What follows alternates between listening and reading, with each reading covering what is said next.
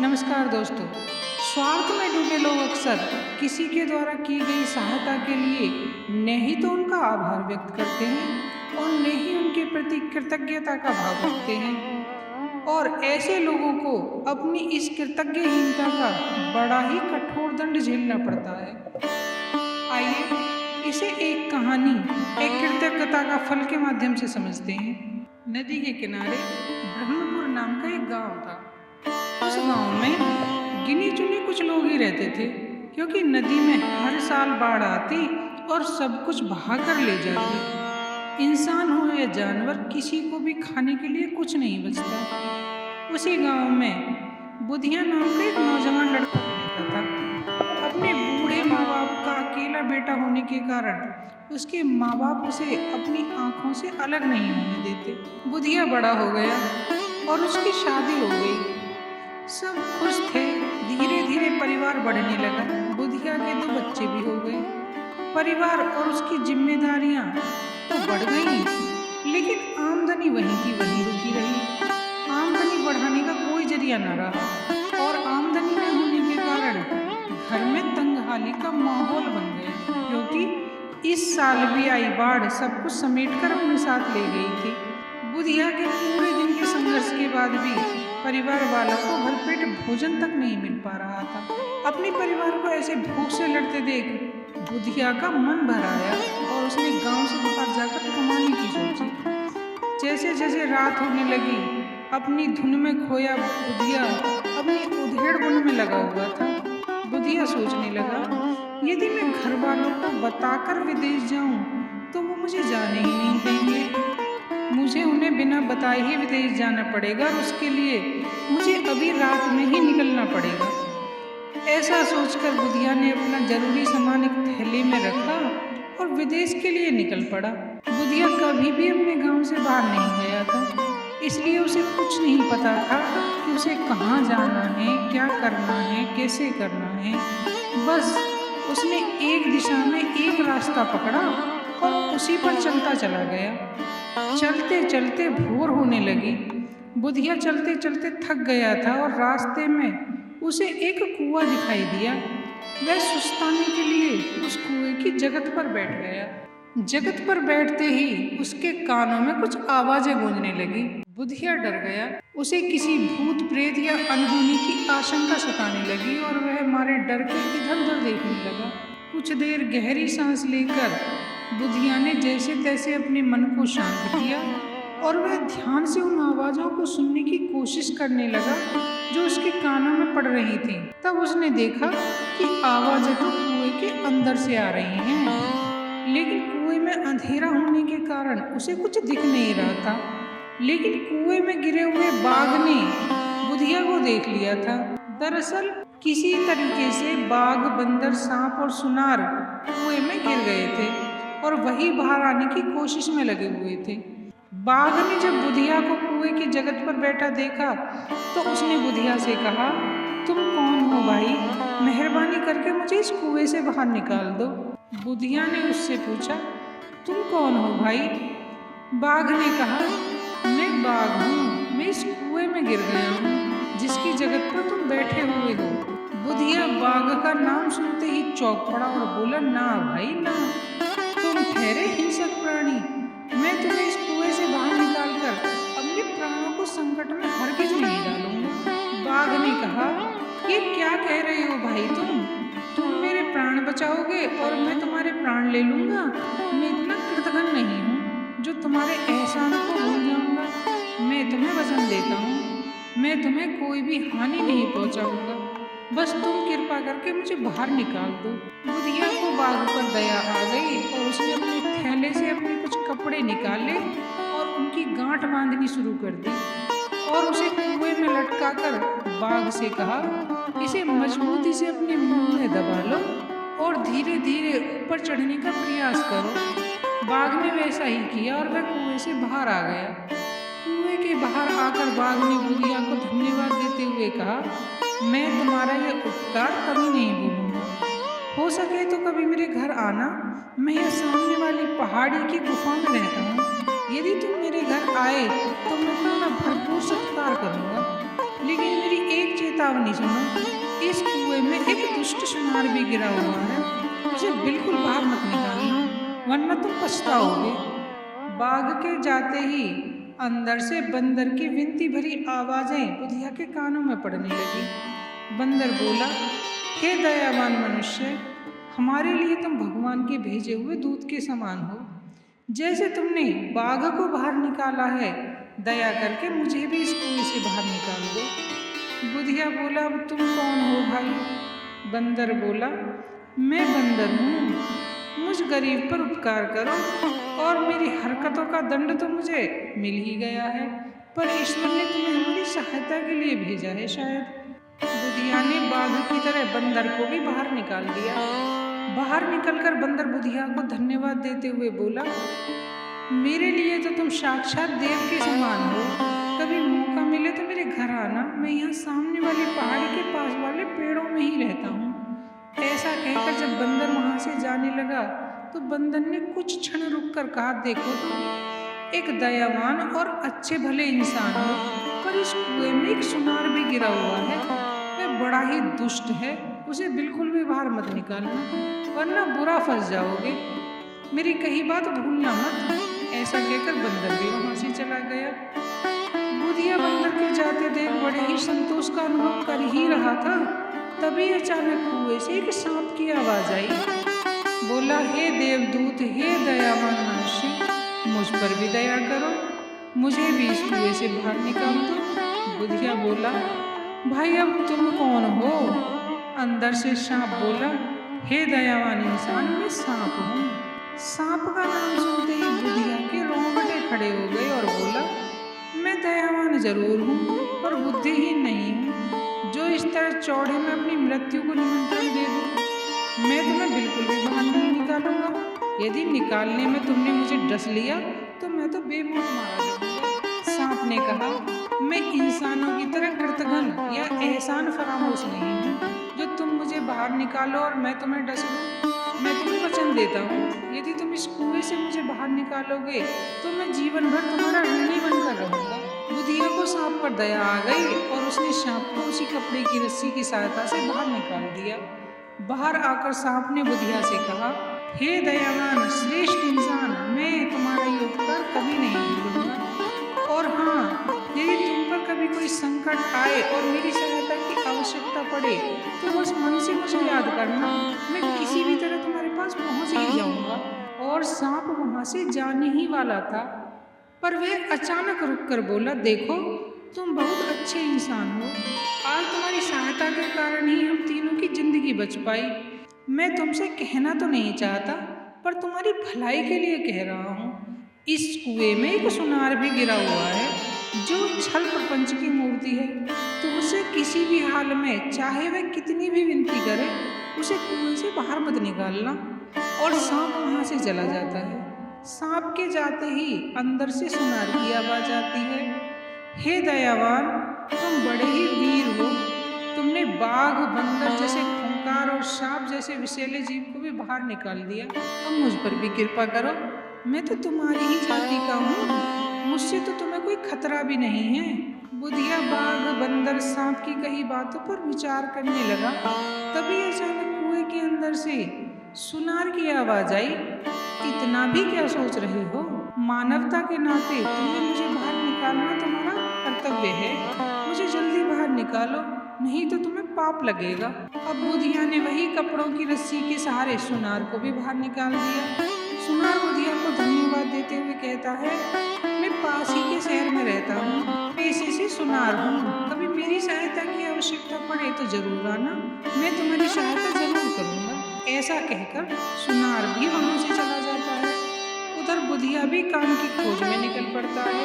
बुधिया को काम खोजते खोजते दिन महीनों में बदल गए, लेकिन बुधिया को अपनी गरीबी दूर करने के लिए कोई काम अब तक ना मिला। काम की खोज में भटकते हुए बुधिया उसी पहाड़ी के पास से गुजरा जिस पहाड़ी के पास में बंदर रहता था। बुधिया ने सोचा, बंदर ने मेरी सहायता का वचन दिया है, बंदर से मिलकर देखना चाहिए, हो सकता है कि वह मेरी कोई मदद कर दे। ऐसा सोचकर वह बंदर से मिलने के लिए चल देता है और बंदर के ठिकाने पर पहुंच जाता है। बुधिया को देखकर बंदर मारे खुशी के गुलाटी मारनी शुरू कर देता है। उसका खूब आदर सत्कार करने के लिए पेड़ों से अलग अलग तरह के फल तोड़कर बुधिया के सामने इकट्ठे कर देता है और बुधिया से उसका हालचाल पूछता है। बंदर ने बुधिया का सत्कार तो किया पर सहायता नहीं कर पाया, क्योंकि उसके पास धन तो था ही नहीं। उसके सेवा सत्कार में कई दिन बीत गए। अब बुधिया ने सोचा कि बाघ ने भी कहा था कि वह समय आने पर मेरी मदद करेगा, और उसने भी इसी पहाड़ी में अपनी गुफा बताई थी। क्यों ना एक बार बाघ से भी मिल लिया जाए।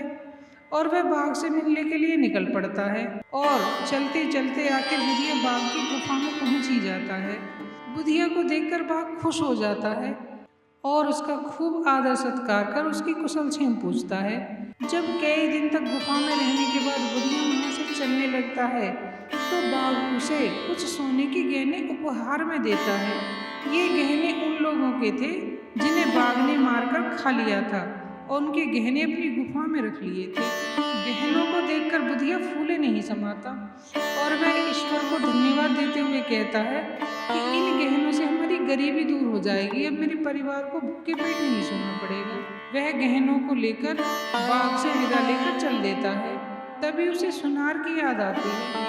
वह सोचता है क्यों नहीं इन गहनों को सुनार को बेचकर इनके बदले रुपया ले लिया जाए। यदि मैं किसी और के पास गया तो हो सकता है कि वो मुझे ठग ले। सुनार की तो मैंने जान बचाई है और उसने मेरी सहायता करने का वचन भी दिया है। ऐसा सोचकर बुधिया सुनार के पास चल देता है और काफी लंबी यात्रा के बाद आखिर वह सुनार के घर पहुंच जाता है। सुनार बुधिया को देखकर खुश हो जाता है। वह उसकी अच्छी तरीके से आवभगत करने के बाद आने का कारण पूछता है। तब बुधिया बाघ के द्वारा दिए गए गहने सुनार को दिखाते हुए कहता है, बड़े भरोसे के साथ आपके पास आया हूँ, क्योंकि तुम तो हमारे अपने ही हो। मुझे इन गहनों के बदले में रुपए दे दो। सुनार गहनों को देखकर चौंक जाता है, पर वह बुधिया से कुछ नहीं कहता। वह अपनी पत्नी से कहता है, सुनो सुनारिन, ये मेरे बड़े सच्चे मित्र हैं। तुम जरा इनकी आओ तवज्जो करो, मैं इन गहनों की जांच करवा कर अभी आता हूँ। सुनार गहनों को लेकर घर से निकल पड़ा और राजा के पास पहुंच गया और राजा से कहने लगा, देखिए महाराज, राजकुमार को तो मैं नहीं ढूंढ पाया, लेकिन उनके गहने आपके पास लेकर आया हूँ। महाराज, मैं इन्हें अच्छे से पहचानता हूँ, क्योंकि ये गहने मैंने ही बनाए थे। और ऐसा कहकर उसने उन गहनों को राजा के सामने रख दिया। राजा ने बड़े दुख से उन गहनों को उठाते हुए देखा और पूछा, तुम्हें ये गहने कहाँ से मिले? सुनार बोला, महाराज, इन गहनों को लाने वाला इंसान मेरी दुकान में ही बैठा है। सुनार की बात सुनकर राजा को क्रोध आ गया और उसने अपने सेनापति को सुनार के साथ भेजकर कहा कि इसकी दुकान में जो भी इंसान बैठा है उसे तुरंत गिरफ्तार करके मेरे पास लेकर आओ। राजा की आज्ञा पाकर सेनापति अपने सिपाहियों के साथ बुधिया को गिरफ्तार कर ले आया और राजा के सामने प्रस्तुत कर दिया। राजा ने बुधिया से कहा, ये गहने तो तुम्हारे पास हैं, पर ये बताओ कि मेरा बेटा कहाँ है? बुधिया घबरा गया और वह कहने लगा, महाराज, मैं आपके किसी बेटे को नहीं जानता। मैं तो यहाँ काम ढूंढने के लिए आया था। तब राजा बोला, फिर मेरे पुत्र के द्वारा पहने गहने तुम्हारे पास कैसे? तो बुधिया कहता है, महाराज, ये तो मुझे बाघ ने दिए हैं। ऐसा सुनकर राजा क्रोध से चिल्लाने लगता है, कहने लगता है तुम्हारी मृत्यु निकट आ गई है, जो राजा के सामने खड़े होकर झूठ बोल रहे हो कि ये गहने तुम्हें बाघ ने दिए हैं। अरे कोई हिंसक जीव भी किसी इंसान का मित्र हो सकता है जो उसे गहने देगा। बुधिया राजा के सामने गिड़गिड़ाते हुए बोला, पर महाराज, मैं सच बोल रहा हूँ, ये गहने मुझे बाघ ने ही दिए हैं। राजा का क्रोध बढ़ता ही गया और उसने सेनापति से कहा, यदि यह 2 दिन में राजकुमार के बारे में कुछ ना बताए तो इसे चौराहे पर ले जाकर फांसी पर लटका देना। सेनापति ने बुधिया को जेल में बंद कर दिया। जेल में बंद बुधिया के दुख की कोई सीमा न रही। वह सोचने लगा, घर से बिना बताए कमाने निकला था और यहाँ मृत्यु सिर पर तांडव कर रही है। मेरे बाद मेरे परिवार का क्या होगा? वे मेरे बारे में जीवन भर क्या सोचते रहेंगे? अब मैं कभी भी अपने प्रियजनों का चेहरा नहीं देख पाऊंगा। मेरा समय बड़ा ही विपरीत चल रहा है, जो मुझे मौत के मुहाने तक ले आया। बेसुध से बुधिये को जब कुछ सुध आई तो वह सोचने लगा, मृत्यु यदि सामने खड़ी हो तब भी इंसान को अपने आखिरी पल तक कोशिश करनी नहीं छोड़नी चाहिए। यही सोच विचार करने लगा कि इस संकट से कैसे उबरा जाए, पर उसकी समझ में कुछ नहीं आ रहा था। उसके अंदर बीते समय की बातें परत दर परत उसके सामने आ रही थी। तभी उसे कुएं की वह बात याद आई जब सांप ने उससे कहा था कि जब भी कभी कोई संकट आए तो मुझे याद करना। मेरे पास ऐसी शक्तियाँ हैं जो तुम्हारे याद करते ही मुझे पता चल जाएगा कि तुम्हें मेरी सहायता की आवश्यकता है और मैं किसी भी तरीके से तुम्हारे पास पहुंच जाऊंगा। तब बुधिया ने अपनी आंखें बंद की और मन ही मन सांप की सहायता के लिए गुहार लगाने लगा। कुछ समय बीतने पर ही सांप सबको चकमा दे जेल की कोठरी में बुधिया के पास पहुंच गया। सांप बुधिया से बोला, यहाँ कैसे पहुंच गए भाग्यवान? तब बुधिया ने सांप को सारा वृत्तांत कह सुनाया। सांप बुधिया से कहने लगा, मैंने जाने से पहले तुम्हें समझाया था कि इस दुष्ट सुनार को कुएं से बाहर मत निकालना, पर तुमने मेरी एक नहीं मानी। देखो उस दुष्ट सुनार ने तुम्हें कैसे विकट संकट में फंसाकर यहाँ छोड़ दिया है। बुधिया बोला, जो होना था वो हो गया भाई। हे सांप देवता, मेरे परिवार का मेरे अलावा कोई नहीं है। किसी को बिना बताए रात में अकेला कमाने के लिए निकला था और यहाँ जान के लाले पड़ गए हैं, ऐसा फंस गया हूँ। कुछ भी करके मेरी जान बचाने का कोई उपाय बताओ। सांप कुछ सोचकर बोला, एक उपाय है मेरे पास जिससे तुम्हारे प्राणों पर आया हुआ संकट टल सकता है। बुधिया बोला, जल्दी बताओ, सुनने के लिए मेरे कान तरस रहे हैं। मैं राजभवन में जाकर रानी को डस लूंगा। मेरे जहर से रानी मरने जैसी हो जाएगी पर मरेगी नहीं, पर उस पर किसी भी वैद्य जादू टोने झाड़ फूक का कोई असर नहीं होगा। तुम अपना दाहिना हाथ मेरे आगे करो, मैं तुम्हें ऐसी शक्ति दे रहा हूँ, जब तुम इस हाथ को रानी के सिर पर रखोगे तो वह होश में आ जाएगी और राजा खुश होकर तुम्हें जीवन दान दे देगा। सांप सारी बातें बुधिया को समझाकर सब कुछ चकमा देखकर राजमहल में पहुंच जाता है और रानी को डस लेता है। सारे महल में हाहाकार मच जाती है। सभी वैद्य, चिकित्सक, तंत्र मंत्र करने वाले को तुरंत बुलाया जाता है, पर रानी पर उन सबका कुछ भी असर नहीं होता। राजभवन में कोहराम मच जाता है। जब सारे प्रयास असफल हो जाते हैं तब राजा ढिंढोरा पिटवाता है कि जो भी रानी का जीवन बचाएगा तो उसे बेशकीमती उपहार दिए जाएंगे। यदि कोई रानी को बचा सकता है तो वह राजमहल में आ जाए। उपहारों के लालच में लोग जड़ी बूटियां, तंत्र मंत्र जाने क्या क्या करते हैं, पर रानी को होश ही नहीं आता। तब बुधिया जेल के सिपाही से कहता है कि भाई यदि तुम मुझे राजमहल ले चलो तो मैं रानी को सांप के विष से मुक्त कर सकता हूँ। सिपाही बुधिया की कही बात को जाकर राजा को बता देता है। राजा बुधिया को महल में बुलवा लेता है। बुधिया जैसे ही रानी के सिर पर दाहिना हाथ रखता है, सांप के विष का प्रभाव तुरंत ही खत्म हो जाता है और रानी होश में आ जाती है। राजा बहुत खुश होता है और कहता है, जो मेरी पत्नी की जिंदगी बचा रहा हो वह मेरे पुत्र की जान कैसे ले सकता है? अपनी पूरी कहानी बताओ। तब बुधिया शुरू से लेके आखिर तक का सारा किस्सा कह सुनाता है और राजा को समझने में देर नहीं लगी कि उसके लापता पुत्र को बाघ ने अपना शिकार बना लिया है और उसकी जीवन लीला समाप्त हो चुकी है। बुधिया की सारी बातें सुनने के बाद राजा सुनार को गुमराह करने और बुधिया के प्राणों को संकट में डालने के लिए सुनार को गिरफ्तार करवाकर जेल में डाल देता है और राजा अपनी शर्त के अनुसार बुधिया को बहुत सा धन देता है और उसे राजमहल की सेवा में नियुक्त कर लेता है और वह बुधिया के पूरे परिवार को वहीं बुला लेता है। इस प्रकार सुनार को अपनी करनी का दंड मिलता है और बुधिया की गरीबी दूर हो जाती है। तो दोस्तों, इस कहानी से हमें यही सीख मिलती है कि बुरे काम का हमेशा बुरा ही नतीजा होता है। हमें अपने पर किए गए किसी के उपकारों को भूलना नहीं चाहिए। हमें हमेशा उनका कृतज्ञ बनकर रहना चाहिए। तो दोस्तों, यदि आपको यह कहानी पसंद आई हो तो इसे अपने दोस्तों के साथ शेयर करें। ऐसी ही ज्ञानवर्धक कहानियाँ देखने के लिए हमारे चैनल को सब्सक्राइब करें। जय हिंद, जय भारत।